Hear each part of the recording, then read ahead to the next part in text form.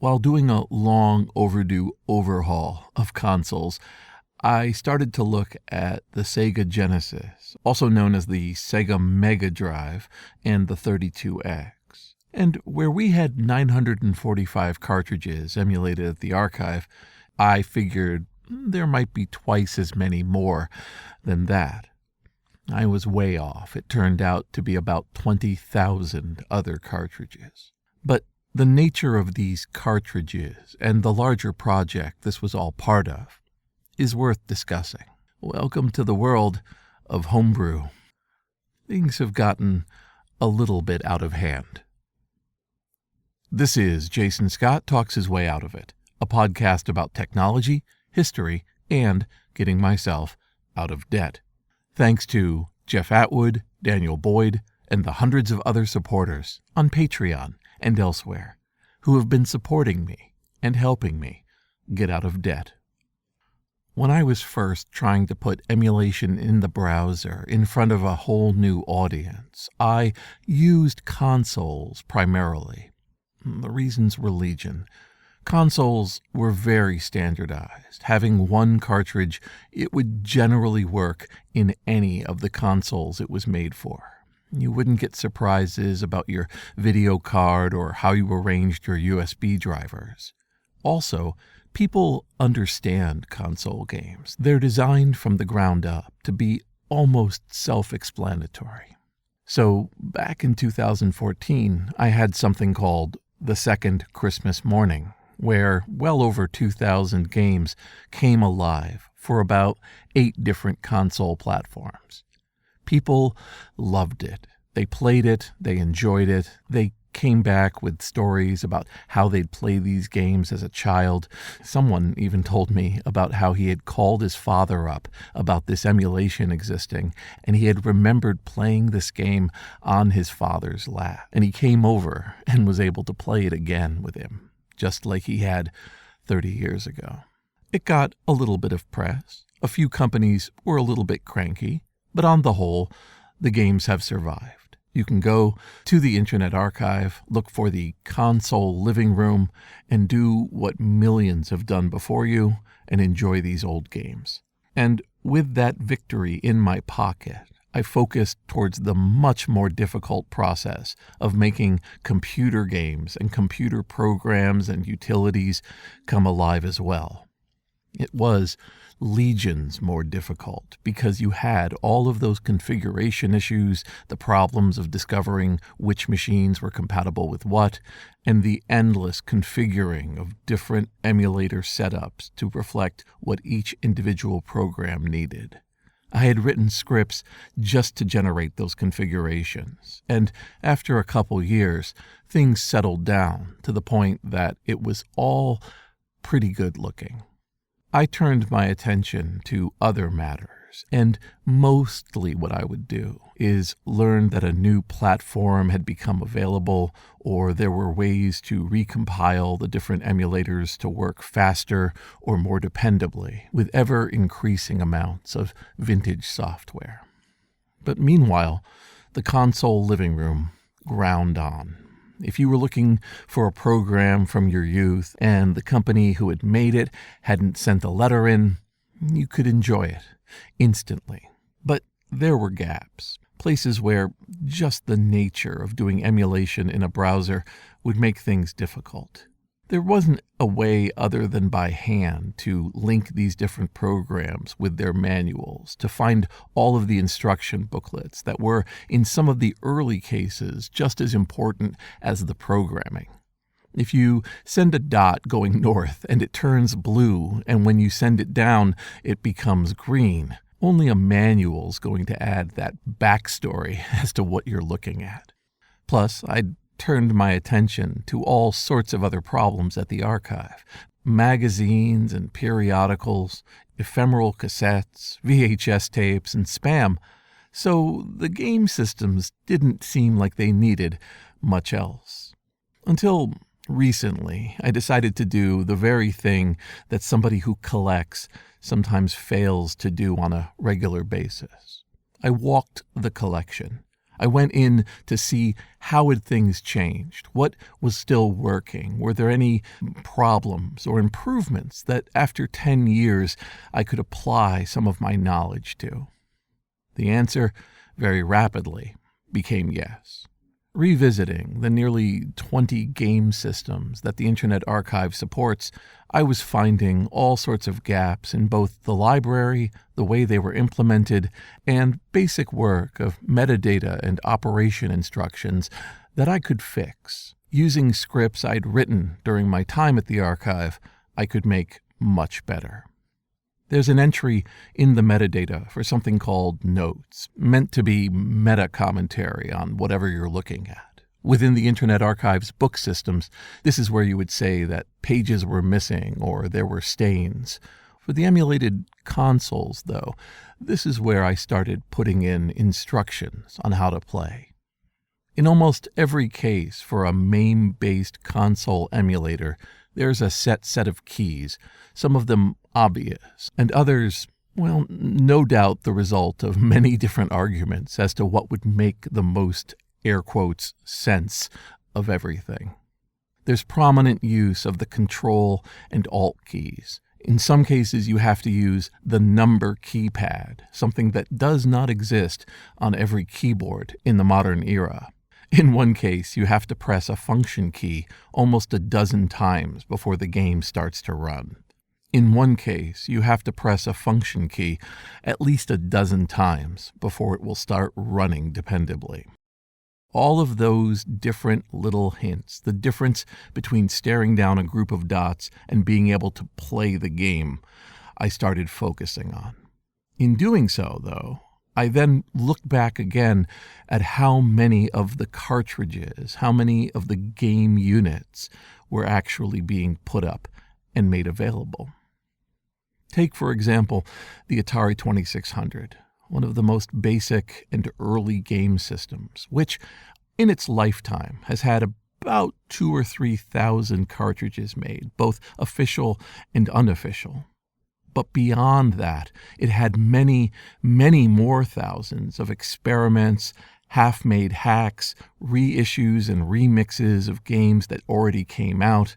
And beyond that obvious, canonical, Atari-approved or professionally made cartridges was an entire ecosystem of what 40-plus years of tinkering can bring you. So I threw them all on. I made sure none were already up, and in doing so, I gave myself a massive screenshotting nightmare. Luckily, thanks to TrueMad's rewriting of the screenshotter, I was able to have 3 different systems running at the same time and get through it in a few days. Many of the games don't even have much in the way of a static image unless you press a button, so screenshotting didn't take long. Uploading them took even less time. And with a little bit of focus and a little bit of each day for a week, the Atari 2600 collection had a whole new life. I found that inspiring, and I started to focus on the other weird systems, the Wonder Swan, the Adventure Vision, and many more.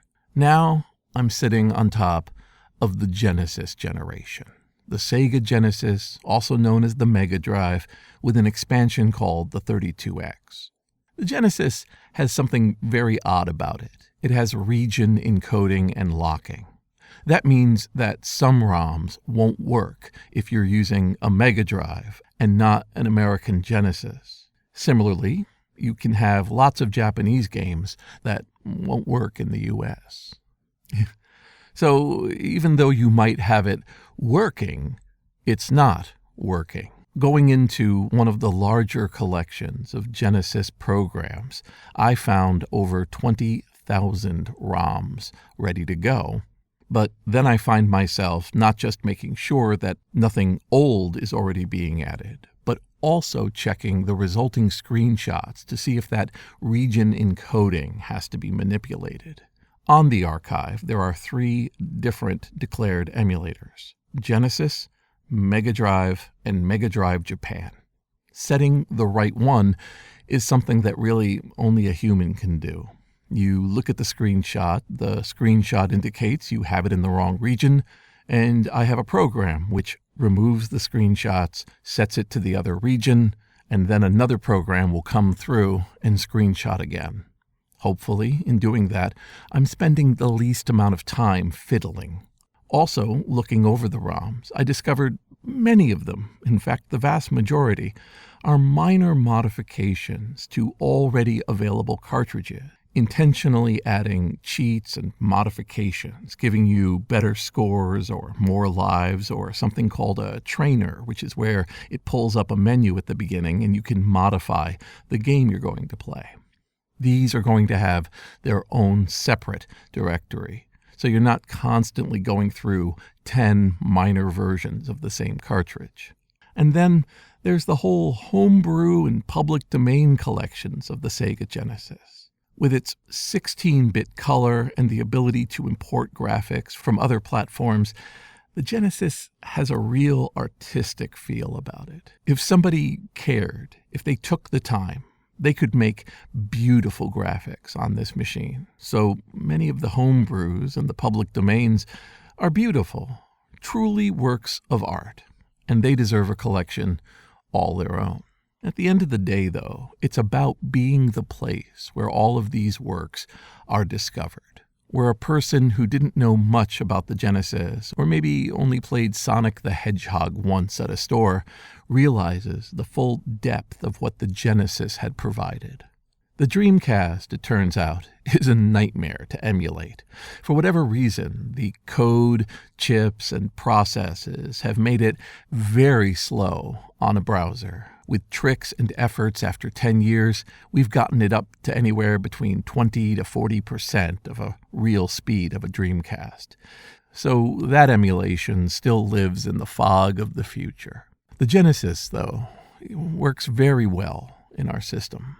You connect to it with a decent speed machine, and you will see full frame scrolling that looks stunning to a person who's used to having to make compromises. So the lessons I'm learning here so late have shown me where I stepped right and where I made missteps. Putting it all up in the state that I had it, missing metadata and missing some of the functionality, turned out to be a good move. It got people excited. It made people want to refine. Folks would upload their own works for the Genesis or involve themselves and give reviews to tell you how to play all of these different games. But it also represented the kinds of distractions I can get involved in, where once it's sort of running, I don't keep iterating the fixing, the refining, the modifications, iterating the quality control, trying to make it a little bit better, but instead moving on to the next thing. I wouldn't say that consoles got shortchanged in our emulation. I always made sure that as we got better and better emulation, things would go into the system and be reflected there almost immediately. We had improvements over the years, but improvements are only one level of what needed to be done. They needed the care of a historian, and they needed the completeness of what others had worked on to make these old game cartridges available. And now, almost 8 years after I started that project, that's happening. I'm not trumpeting it. I'm not announcing it. I'm not making a big deal. Occasionally, I see something that really blows me away, and I'll tell people about it. The simple announcement of console emulation, something the archive has had for a very long time, being improved, well, let's just keep it between us and anybody else who we think should be told that this miracle continues.